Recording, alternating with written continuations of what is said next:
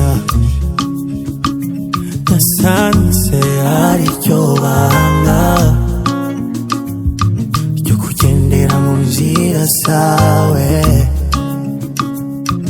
nkoresha ibyo ushaka gusa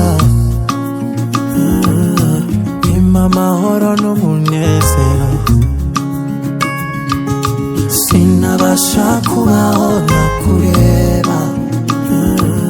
kujya kure yawe niko kuyoba ijambo ryawe riganje umutima wanjye ni numwe wankunda wamere nkawe wahinduye ubuzima bwanjye bwose Yesu we uri mwiza cyane we uko wansanze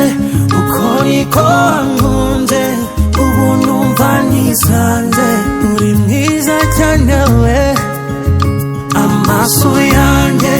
yabonye ubwiza bwawe niyo ndi